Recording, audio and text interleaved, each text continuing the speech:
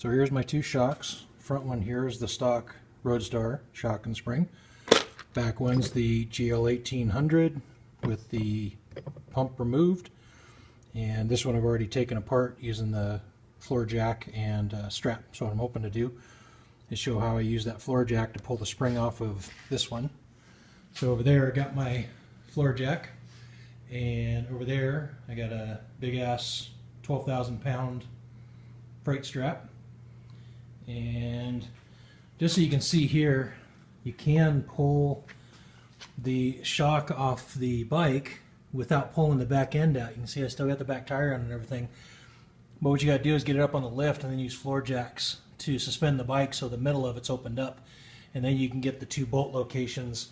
I had to use an impact wrench there with an elbow and a 17 millimeter with an extension so I can get up where I needed to do. Once I did that, two nuts came right off. Pretty simple. Hardest part was getting the jacks in the right place.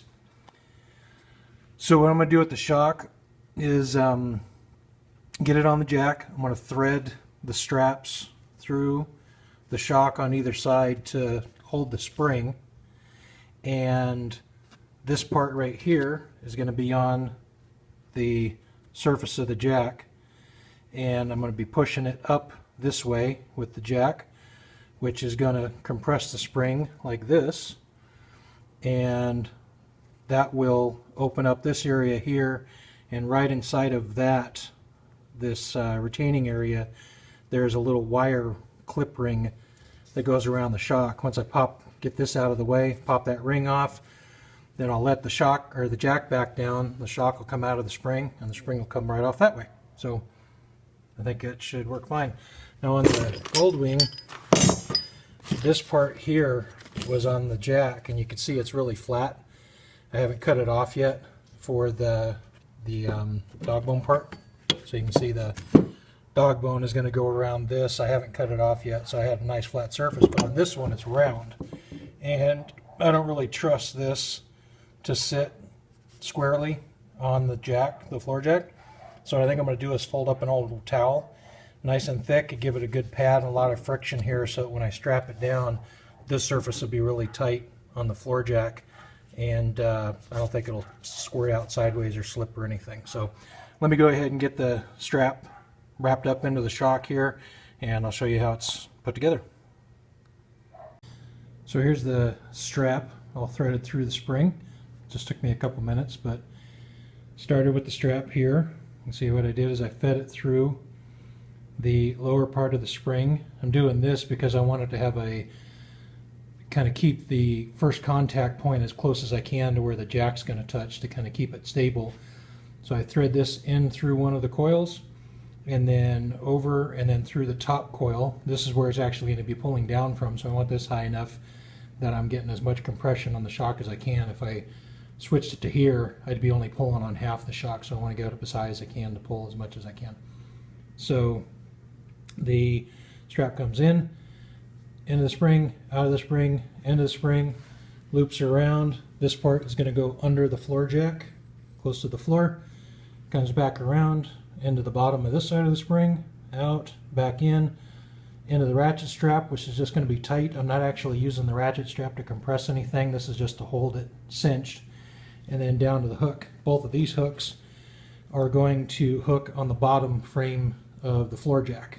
So between these 2 points and this strap going around, I'll have 4 points of contact underneath the jack as the jack pushes up on it this way and pulls the spring like that. So over here I've got an old towel on the jack. I think this is probably like candy cotton pink, but you could probably use blue or some other color. I don't think the color really matters. But anyway, so there's my floor jack. And I think you could, if you got a removable plate like this one does, you could probably put something together with a T-pipe or something like that that goes down in here, comes up, and the bottom of the shock kind of goes through that, so in a way you kind of bolt it to here, but I don't think I need to do that. So I'm going to get the plate down in all the way, get the towel kind of centered so the bottom of the shock is going to go right there, and will start to look something like that. If I can get back in there. So anyway, let me get the straps hooked up and we'll show you what it looks like all put together. Okay, so here we are all ready to go. Got the, let me get my cat whipper out here. Got the shock going down. It's centered. The plate's right underneath there, but it's centered right on that round plate on the jack. You can see right here I've got the first hook on the wrapped around the bottom of the floor jack. Strap goes up into there, in and out of the spring, around, underneath the shock, back up around this side of the shock, in and out of the spring, into the ratchet, which is wrapped around a couple of turns so I can get a nice tight fit on that and won't slip, and then goes down there and hooks up. So the only thing that's kind of finicky about this as you're centering it is the straps have to be even on either side. So you can see as you raise it, you want to put even pressure on both of these straps on either side. Right now I'm leaning a little bit this way, so as you raise it, you kind of raise it up a little bit, get some tension on it, kind of push it around a little bit, get the straps where you want them, and then look for just like to have it sitting vertical like this. So this is all ready to go.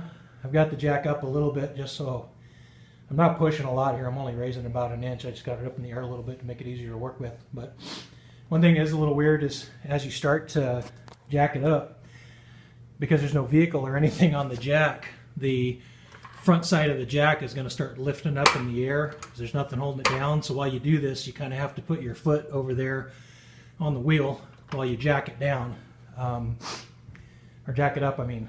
So I'm going to go ahead and get started, but you know, I didn't say this earlier, but I've done this a couple of times. I feel okay doing it myself. If you don't feel comfortable doing this, don't freaking do it.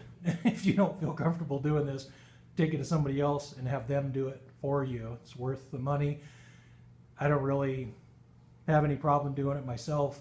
The auto parts stores here don't have a spring compressor that fits this. I took it down, so here's what I'm doing. So anyway, there's full disclaimer. Don't be this guy or this guy or this guy. So be safe. So here we go. I'm gonna get my foot down on the wheel right there, start jacking it up right here. I don't know if I can get the focus on that point, but this area right here is what I'm watching for. Right underneath that is going to be the retaining ring I'm looking for, and I only want to jack this up enough that that clip starts to show. So I'm not going to keep my head up here looking straight down at it. I'm not going to put my skull through the ceiling. I'm not going to have my hand up here while I'm working on this stuff. I might have my hand on the side a little bit just to feel what's going on, but basically this thing, I'm not touching this thing at all. It's solid enough that I don't need to hold it, so I'm just going to stay out of the way on the top and watch what I'm doing. So here we go. Let me jack. There's about a half push down on the lever on the jack. There's another one. See, I'm starting to get a little bit of movement there. See it pulling away. Right there you can see the clip is just starting to show up. I think maybe one or two more pushes here and we got it. There's another half crank, and looks like it's not quite out on the back there, so I'm going to get one more half. There we go. I think that's going to be enough. Again, I'm not stepping over the top of it. Go around to this side. You can see there, right there, that's the little ring I got to pull out. So let me pause a second. I'm going to get a little pick tool, grab that, and we'll pop it off. Right, so here's my little pick tool. I use this for dental work on slow days, but today I'm using it on this. So I'm going to get in here, and let's see if I can get this on the video. Right in here, I'm just going to hook this. That's the little snap ring, you can see. So I'm just going to slide this around. If you got the thing compressed enough, it should come out. And it doesn't look like I am enough right here. I didn't notice that, so I'm going to hit this one more time.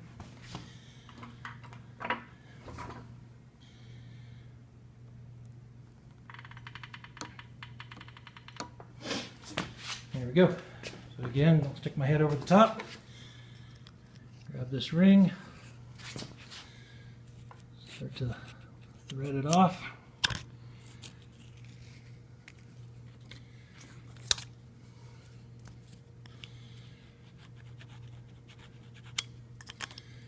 Come right off the top, and there you go. Okay, so right now the only thing holding that retaining ring on, now that this clip is gone, is the straps. This is the part I'm really most concerned about. So now what I'm going to do is come over here and very, very slowly start letting pressure off the jack. You see what's going to happen here is I'm going to start relieving the pressure on the spring, and that part right there is going to start coming back up, and since the clip isn't there anymore, it's just going to keep going. Again, I'm going really slowly here. I don't want to just pop this. Once I let the pressure off, I'll just let the jack take over. So now I'm not turning the handle anymore.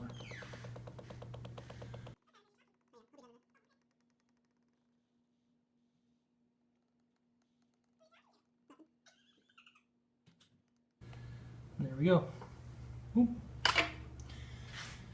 So let me pull the straps apart here and I'll show you what's going on. But without the clip in place,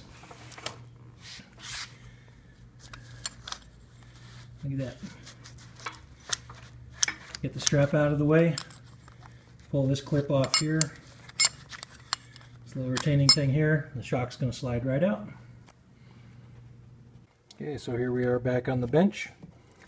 See, I got the strap pulled out, everything's loose. I'm simply going to take this little rubber bumper thing inside, push that towards the shock to get it out of the way. And then this opening, this retaining thing is going to slide right over the shaft, just like that. And then off comes the spring. All done. So if all you were doing was replacing the stock spring with the progressive or the Eibach or whatever, then just reverse the process. I put the spring back on just like I did this one. Follow the directions because the progressive springs are dimensional. They're bigger on one side than the other typically, so you want to make sure you get it in the right direction for compression. Just follow the directions. But the spring would go back on. The clip over here would go back on. Put that in the right direction because it seats like this inside of the spring. So that would go back on here and the new spring would go on. Strap it all up like you did and just reverse the process. What you're going to end up doing is getting it to where this is the retaining piece that we're talking about, and right there is the little dip where this retaining ring goes. So that goes right around there inside of that groove. The spring pushes this up against it, and that's where it stops. So there you go. Now I'm not going to use this because I'm upgrading to the Roadwing GL 1800. I'm waiting for the progressive spring to show up.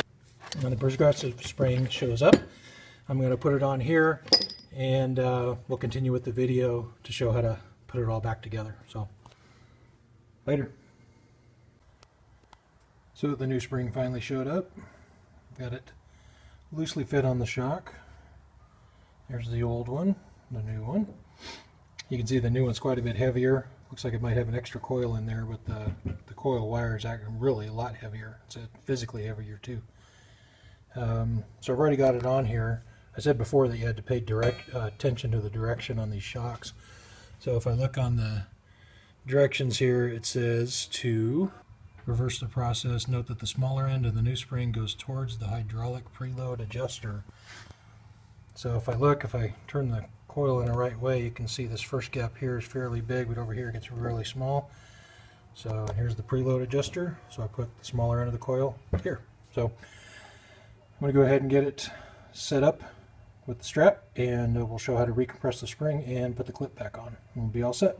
Oh, and I also have finished cutting the end of the dog ears there and getting the holes fit. I did do a 15-30 second hole like I was supposed to, but when I did that, the bolt here wouldn't quite go in, so I had to kind of file that out with a fine grinding tip with a Dremel on both those holes so the bolt would slide through cleanly.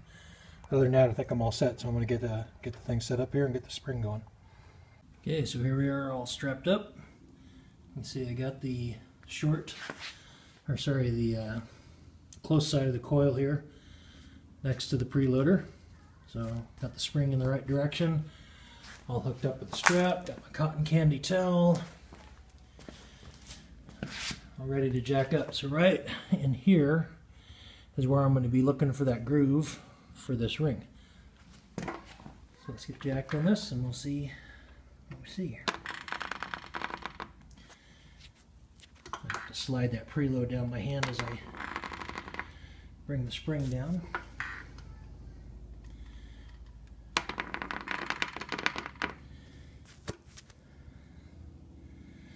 There's the notch just starting to show up. Focused.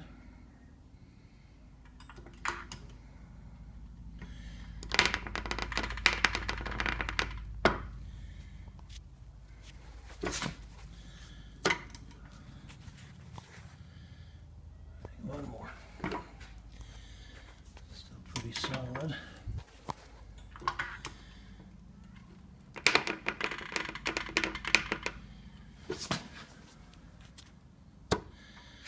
There's our notch, our groove, I mean. Slide the ring over. Make sure it's fully seated.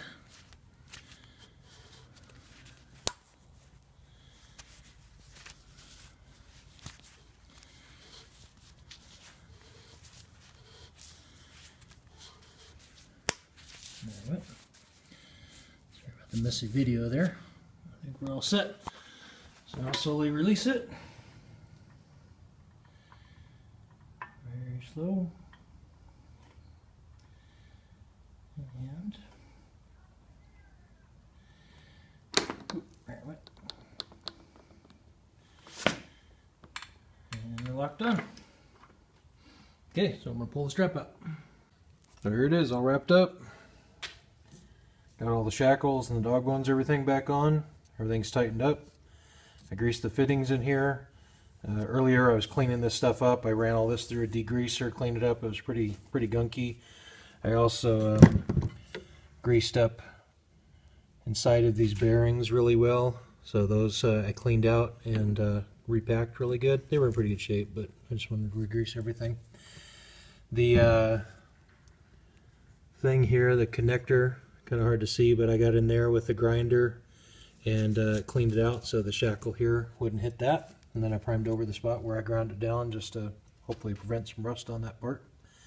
I forgot to mention when it was on the jack about this preload collar here. When the collar's under pressure of the spring, it's really hard to turn, and on the Goldwing stock position, this thing's in the wrong position for the Roadstar, so I had to turn it a little bit so that when it sits on the bike kind of in this position, that port is pointing kind of down and out to the side a little bit, so that when you hook up your hydraulic line, it will not bind or hit on anything. And then also when I was putting this together, I've got the little brass collars in here with the washers. I think I got those from Master Car. Those are really hard to get in. I was kind of surprised. I had to really pound on those to get them in to this ring on the shock. And then the shaft itself, getting through there was kind of tight, and one of these ends I kind of mushroomed it a little bit, banging on it on this shaft. And then so to get this dog one on here, I actually had to grind it a little bit with the Dremel just to kind of shave that edge off on the corner so I could get that on. So this actually was a really kind of a bear to put together. I was surprised by that, but it's there, and it does pivot. If I disconnect the shock up here, then it'll pivot right there, so I don't think it's going to bind up or anything. So anyway, I'm pretty comfortable with it, and been waiting for a long time to do this since I saw Gonzo on the Roadstar Clinic get this idea together. I got some ideas for wiring harnesses and buttons up in the fairings and everything to control it, but yeah, I'm pretty happy with it. I can't wait to get it on the bike and see how it feels. So, all right, well, take care, everybody. Hope you enjoyed the video, and go out and build something. Bye.